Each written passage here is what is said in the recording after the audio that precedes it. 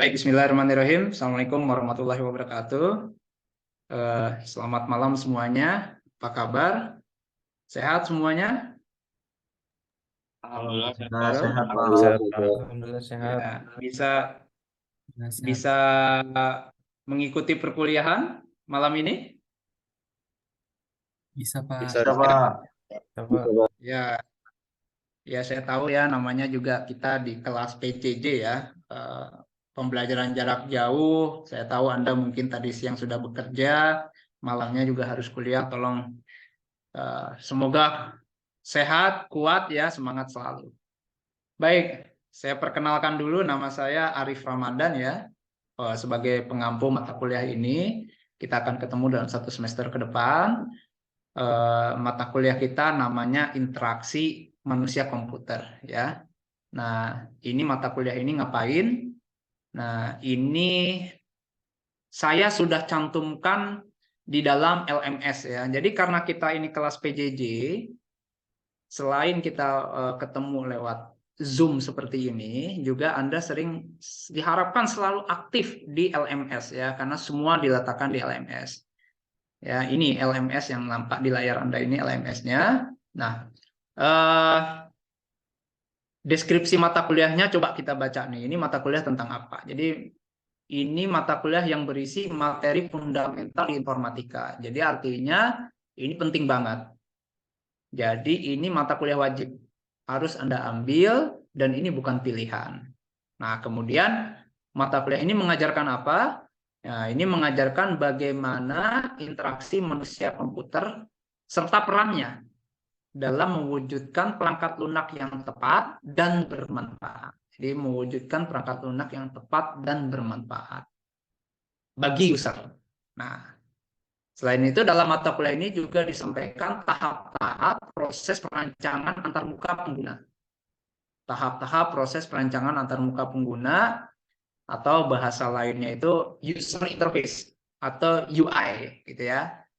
Ada 14 tahap nanti yang akan diajarkan, ada 14 ya, sampai ke pengujian ya, termasuk pengujian usability ya. Kemudian juga akan diajarkan tren-tren desain UI terkini ya, tren-tren desain UI terkini. Nah, pada perkuliahan ini akan membekali mahasiswa untuk berpikir analitis dan logis. Jadi ini mata kuliah ini penjelasannya seperti itu ya. Nah, kemudian apa sih yang diharapkan ya? Apa yang akan mahasiswa capai setelah selesai mengambil mata kuliah ini? Nah, ini ada dua nih sebenarnya ya, ada dua hal besar. Yang pertama adalah PLO ya, PLO itu Program Learning Outcome ya, PLO. Nah, PLO dari mata kuliah ini itu adalah untuk mendukung PLO nomor 10. PLO ini apa, Pak? Jadi kalau Anda lulus dari jurusan kita, Anda lulus dari PJJ Informatika, lulus nih jadi sarjana, maka lulusan kita itu diharapkan bisa apa? Nah, ada banyak nih, bisa A, bisa B, bisa C. Nah, yang nomor 10 ya itu nanti bisa membangun sistem cerdas pada platform tertentu dengan memperhatikan aspek-aspek rekayasa perangkat lunak, keamanan dan kenyamanan pengguna. Jadi mata kuliah ini mendukung tercapainya lulusan yang begini ya, terutama yang ini nih, yang kenyamanan pengguna. Ya, jadi karena kita interaksi manusia komputer, jadi fokusnya lebih dekat ke kenyamanan. Nah, itu kalau sebagai lulusan, setelah lulus semua mata kuliah. Nah, kalau lulus mata kuliah ini aja gimana, Pak? Nah, kalau mata kuliah ini saja, ya, jadi kalau Anda selesai mata kuliah ini nih, ya, lulus, setelah sekian pertemuan Anda selesai mata kuliah ini, maka mahasiswanya akan memiliki 3 kemampuan. Ada 3 CLO yang akan kita jadikan target. Yang pertama adalah mahasiswa mampu menjelaskan konsep-konsep dalam tahapan perancangan UI dan prinsip desain UI. Yang kedua, mahasiswa mampu membuat perancangan UI sesuai prinsip desain UI yang baik. Dan terakhir, mahasiswa mampu membuat prototipe aplikasi serta melakukan uji usability sederhana. Jadi membuat prototipe aplikasi dan melakukan uji usability sederhana. Jadi itu ada 3 CLO yang akan dicapai oleh Anda setelah lulus mata kuliah ini. Nah, untuk mencapai itu semua, bahasannya apa saja yang akan dibahas? Ya, ini kita sudah buat dalam bentuk gambar, tapi tidaknya teksnya seperti ini. Jadi ada 11 pokok bahasan. Yang pertama adalah pengenalan interaksi manusia komputer. Nah, kita akan belajar ini sekarang. Hari ini kita akan belajar ini. Lalu diikuti dengan overview proses desain UI mungkin minggu depan. Nah, mulai minggu ketiga sampai pokok bahasan ke-9, nah ini kita akan bahas tahapan ya, step by step tahapan untuk proses desain UI yang baik. Ada 14 tahap tadi saya sampaikan. Nah, ini terbagi menjadi 9 pokok bahasan. Nanti setelah itu pada pokok bahasan 10 kita akan belajar desain UI berbasis web dan untuk perangkat mobile. Ya, kenapa? Tadi kan kita bilang dalam deskripsi mata kuliah bahwa kita juga akan mengajarkan tren-tren UI ya, user interface terkini. Nah, yang terkini itu kan orang kebanyakan pakai web atau perangkat bergerak ya, mobile. Nah, kita akan belajar juga bahkan termasuk belajar desain antarmuka game. Ya. Nah, bagaimana tentang metode pembelajaran kita, sistem pembelajaran kita gimana? Kita secara online, baik tatap muka melalui Zoom atau menggunakan LMS. Jadi Anda harus aktif ya. Seperti tadi saya bilang, saya ulangi lagi, Anda harus aktif di LMS. Jadi nanti ada tugas, ya ada kuis gitu ya. Contoh ya, kita lihat contoh ini minggu 1. Minggu 1 ini ada, selain Anda hadir dalam Zoom, itu juga kita sediakan materinya di sini, materinya. Lalu ada forum diskusi ya. Nanti Anda klik saja, lalu Anda diskusi di forum tersebut. Saya beri pertanyaan, lalu Anda merespon ya, berdiskusi. Lalu ada tugas, ini tugas minggu 1 gitu kan ya. Nah, kemudian ada kuis. Jadi ada forum, tugas, dan kuis ini Anda kerjakan. Jadi setelah nanti pulang, selesai perkuliahan malam ini, Anda bisa kerjakan ini seminggu gitu ya. Nah, selain itu juga kita sediakan berbagai macam link eksternal untuk menambah bacaan pengetahuan Anda. Bahkan video pembelajaran. Ini video ada yang kita buat sendiri, jadi saya sengaja rekaman untuk Anda tonton, atau kita juga ambil dari sumber-sumber video yang kredibel. Ya. Nah, jadi ini cara pembelajaran kita. Selain tugas dan kuis, ini kan tugas per minggu ya, lalu ini ada kuis juga per minggu. Nanti juga ada pembelajaran kita dengan cara mengerjakan project ya, project based learning. Jadi ada project atau saya sebut di sini tugas besar ya. Misalnya contoh nanti di minggu ke-16 ya, terakhir nih minggu ke-16 kita akan ada evaluasi project tugas besar. Jadi nanti juga akan ada project selain tugas mingguan. Sebenarnya tugas mingguan itu ya, minggu 1, minggu 2, 3 dan seterusnya, itu sebenarnya nyicil sih, nyicil supaya projectnya ini cepat selesai. Jadi bagian-bagian project itu dibagi menjadi beberapa tahapan kecil dan kita kerjakan per minggunya, gitu ya. Nah, kemudian untuk memahami mata kuliah ini, Anda juga diharapkan ya, harus sih ya membaca berbagai pustaka nih ya, bahan pustaka untuk mata kuliah ini. Ada pustaka utama, ada pendukung. Yang utama ini ada 2 ya, atau minimal Anda punya ini nih ya, The Essential Guide to UI Design ya. Ini penulisnya Wilbert Ogalis gitu ya. Kemudian ada juga pustaka pendukungnya, ada beberapa, Anda diharapkan punya semua ya, atau Anda bisa cari di online library-nya kampus kita ya. Coba Anda searching di situ, itu fasilitas yang sudah disediakan kampus, Anda cari. Contoh salah satu yang bagus ini ya, The Essential of Interaction Design, ini bagus, coba Anda baca ya. Nah, kemudian bagaimana interaksi antara dosen dan mahasiswa dilakukan di mata kuliah ini ya. Seperti ini ya, saya mulai dengan menyapa. Tadi kan saya menyapa Anda, lalu kemudian nanti saya menyampaikan materi kuliah ya dalam bentuk ceramah gitu ya. Lalu kemudian nanti ada tanya jawab, baik Anda yang bertanya atau saya yang bertanya ya. Nanti kita tanya jawab, kemudian berdiskusi, misalnya diskusi kelompok lalu dalam bentuk breakout room gitu ya. Kalau di dalam Zoom atau di LMS juga ada tadi ya, forum diskusi sudah saya sediakan. Anda bisa berdiskusi. Kemudian nanti ada juga presentasi kelompok. Jadi gitu ya metode interaksi di antara kita. Nah, kemudian bagaimana Pak penilaiannya? Nah, penilaiannya mata kuliah ini kita lagi ada UTS dan UAS ya, nggak ada UTS dan UAS. Itu udah nggak zaman. Jadi mata kuliah ini nanti dinilai dengan cara per CLO. Kan tadi kita punya 3 CLO ya, Course Learning Outcome. Nah, CLO 1 itu nanti bobot nilainya diambil dari kuis, tugas, dan ya kuis dan tugas saja, 30. Sedangkan CLO 2 diambil dari kuis, tugas, dan proyek. Kuis tugasnya 5, proyeknya 45. CLO 3 diambil dari proyek saja. Jadi kalau kita lihat totalnya ini 30, 50, 20. 100 ya, benar ya? Coba dihitung 100 ini. Nah, setelah itu misalnya Anda selesai semua, dapat berapa nih Anda? Kalau 100 ya sempurna ya, alhamdulillah. Kalau nggak 100, maka Anda dapat apa? Dapat nilai mata kuliahnya apa di transkrip ya.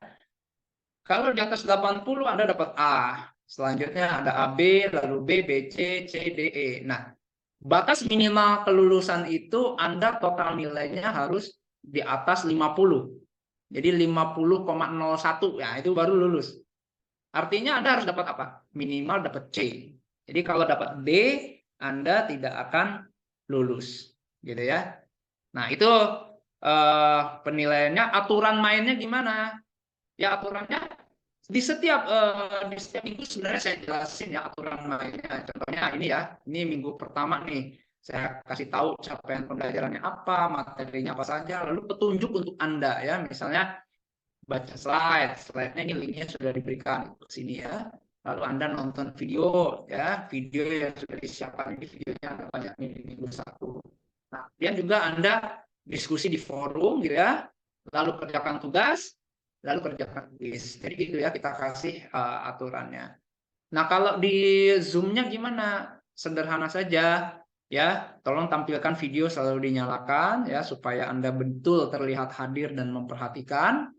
Kalau Anda mau bertanya atau misalnya ke toilet, tinggal raise hand saja ya. Jadi jangan tiba-tiba hilang dari Zoom atau tiba-tiba videonya mati. Ya, itu dianggap tidak hadir nanti. Ya. Nah, itu sekilas tentang penjelasan mata kuliah kita. Paham semuanya? Halo? Paham, Pak. Paham, Pak. Oke, terima kasih. Baik, nah sekarang kita masuk ke materi ya. Materi kita minggu ini tadi minggu pertama itu adalah pengantar IMK ya. Bentar saya mau share screen. Baik, nah ini materi kita minggu pertama ya. Sudah nampak di layar semua? Sudah, Pak. Ya, Pak. Ya, baik, terima kasih. Nah, materi kita sekarang ya sesuai tadi penjelasan saya di depan, pokok bahasan pertama adalah pengantar IMK. Nah, saya nyalakan pulpen dulu ya supaya Anda bisa jelas apa yang sedang saya bicarakan. Baik, ini tujuan dari mata kuliah ini adalah merancang perangkat lunak yang memenuhi prinsip UA yang benar ya. Ini outline yang akan kita pelajari hari ini, mulai dari definisi IMK sampai interaction style ya. Ada definisi IMK, pentingnya desain UI yang baik, perkembangan IMK, tren UI UX, interaction framework dan interaction style. Pertama kita ke definisi IMK ya. Apa itu IMK? Interaksi manusia komputer atau bahasa Inggrisnya human computer interface. Itu apa? Nah, ada banyak sumber ya. Saya ambil 2 saja ya. Salah satunya dari salah satu ini kan tadi pustaka utama kita. Galis mengatakan bahwa IMK atau HCI adalah the study ya, planning and design of how people and computers work together gitu. Study, planning, design tentang how people and computer ya sesuai namanya ya, people and computer work together ya, so that sedemikian sehingga personnya itu satisfied dan dapat bekerja secara efektif. Kalau menurut Hewitt ya tahun 96 dia bilang apa? HCI adalah sebuah disiplin yang fokusnya concernnya adalah tentang desain, lagi ini desain juga ya. Evaluasi dan implementasi dari interaktif computing system for human use. Nah, dari definisi ini ada sama nih, sama-sama mengandung kata desain ya. Ini di sini desain, ini di sini desain. Ya, tentang interaksi people and computer gitu ya. Nah, pada saat melakukan desain antarmuka ya, jadi kan intinya tentang desain ya, maka fokusnya kita bicara ke desain nih, desain antarmuka ya. Kita perlu memperhatikan beberapa hal ya, bahwa ada keinginan atau harapan user pengguna terhadap produk yang kita bangun. Ya, dia punya ekspektasi. Misalnya kita bilang ke sebuah sekolah, saya mau bikinin sistem untuk pembelajaran matematika bagi murid-murid ibu. Mungkin dia punya ekspektasi, dia harapkan yang seperti ini, seperti itu, seperti itu. Ya itu harus jadi perhatian Anda. Jadi saya sering bilang ke mahasiswa tuh, kita tuh membuat apa yang ingin orang pakai, bukan membuat apa yang ingin kita buat. Beda loh ya. Jadi kita lepaskan ego kita fokus user. Jadi nanti di kuliah minggu depan mungkin kita akan belajar namanya user oriented design. Jadi lebih ke atau user centered design. Jadi fokusnya ke user. Kemudian juga perhatikan ada batasan dan kemampuan fisik pengguna. Ya, kadang-kala penggunanya mohon maaf ada yang disabilitas atau apa, berarti interaksi dia dengan komputer juga berbeda, gitu ya. Kemudian perhatikan user experience dari pengguna produk, ya. Mungkin dia pernah pakai atau dia tuh pingin yang nyaman bagi dia tuh yang seperti apa gitu ya. Nanti juga ada warna, ada apa. Kita beri experience yang baik ya. Experience itu lebih dari sekedar user interface. Nanti kita akan belajar bedanya user interface dan user experience ya. Nah, supaya desainnya diyakini bagus, maka nanti dalam mata kuliah ini juga akan ada tes dan tes ya supaya desainnya bagus ya, sesuai dengan kebutuhan pengguna ya. Nah, selain batasan dan kemampuan fisik pengguna juga batasan dan karakteristik dari ya komputernya juga. Kan ini interaksi manusia dan komputer. Jadi komputernya juga ada perhatikan perangkat keras yang saat ini untuk komputer adanya apa saja, perangkat lunak adanya apa saja. Jangan mendesain sesuatu yang belum ada, nggak mungkin dilakukan dalam waktu dekat, ya susah juga ya. Jadi kita kan bicara interaksi manusia dengan komputer, ya, interaksi manusia dengan komputer.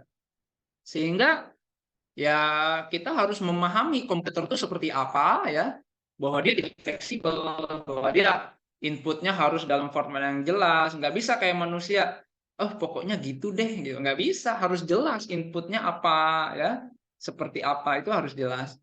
Nah, kemudian dia sebenarnya tidak bisa belajar sendiri, harus diberi asupan dulu ya. Kalau orang computer science kadang ada training dulu istilahnya, training the system gitu ya.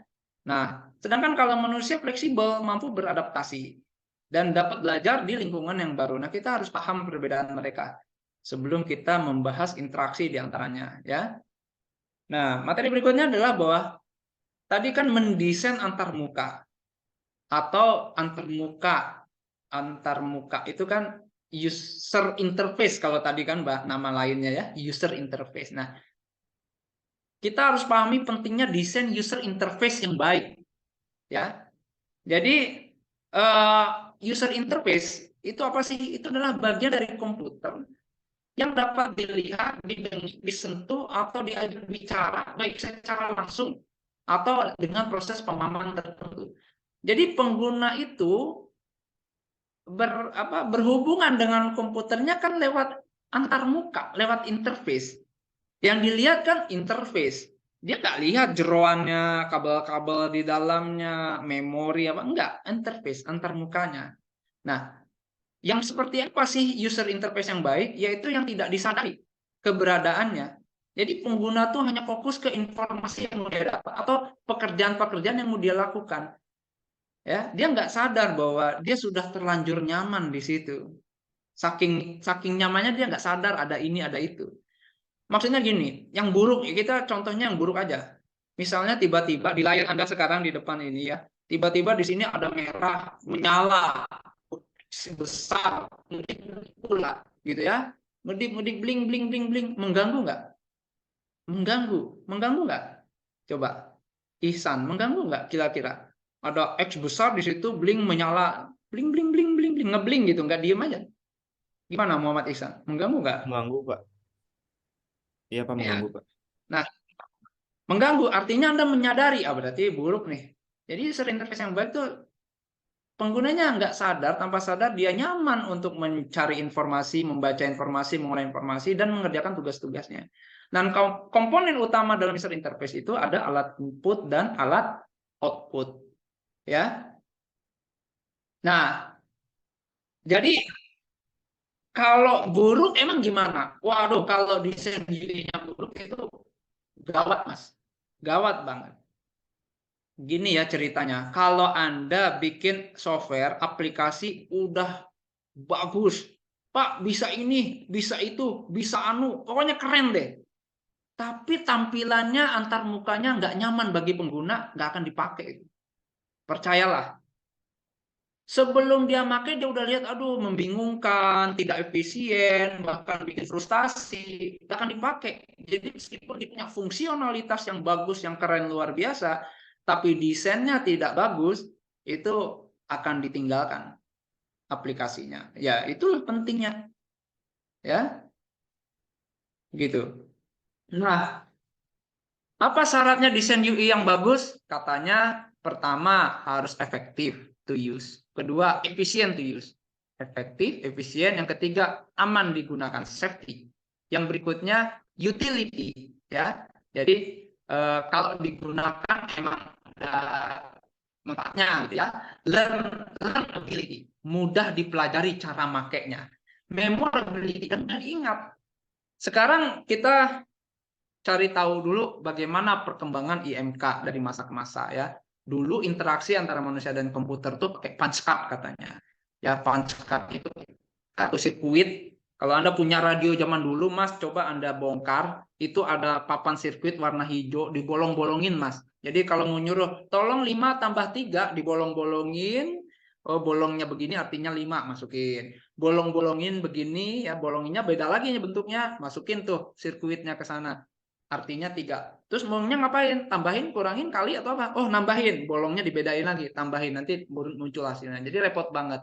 Sampai sekarang sudah banyak ya. Mungkin Anda sudah terbiasa ada keyboard gitu ya, keyboard gitu ya. Kemudian ada mouse ya. Kemudian bahkan sekarang ada yang gitu loh. Yang untuk game itu kan. Xbox tahu ya? Nah, itu udah beda lagi. Bahkan ada virtual reality sekarang ya, gitu. Nah,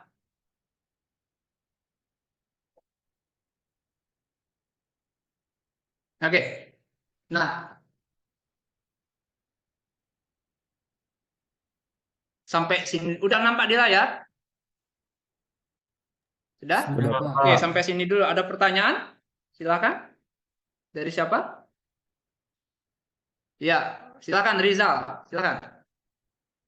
Ya, baik Pak. Permisi saya izin bertanya. Tadi yang telah Bapak sampaikan sebelumnya itu IMK erat kaitannya dengan desain. Yang menjadi pertanyaan saya adalah apa perbedaan antara desain dengan seni? Karena seringkali saya mendengar bahwa orang-orang di luar sana itu menganggap desain merupakan seni juga gitu, Pak. Sorry.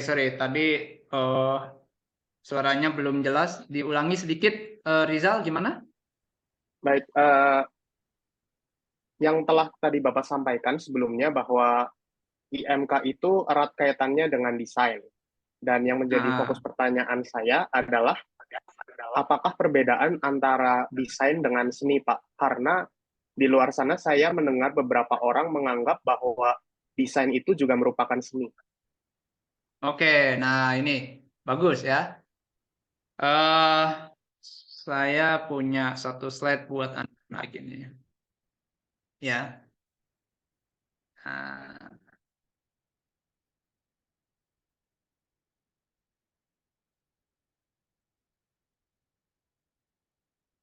Ya, sudah ya. Ini saya suka banget slide ini. Nah, ini bedanya desain dengan seni. Ya. Bedanya desain sama seni. Jadi kalau desain itu fokusnya adalah sesuatu yang useful, berguna, ya. Berguna dan bisa digunakan. Useful and usable. Berguna dan bisa dipakai. Sedangkan kalau seni nggak peduli batasan-batasan itu, dia nggak peduli restriction ya, batasan-batasan itu, nggak peduli bisa dipakai atau enggak. Gitu ya bedanya. Oke? Oke. Paham, Rizal? Paham, Pak. Terima kasih. Ya, baik. Balik lagi ke slide kita. Oke, nah ini tadi contoh. Ya, sudah nampak di layar? Baik.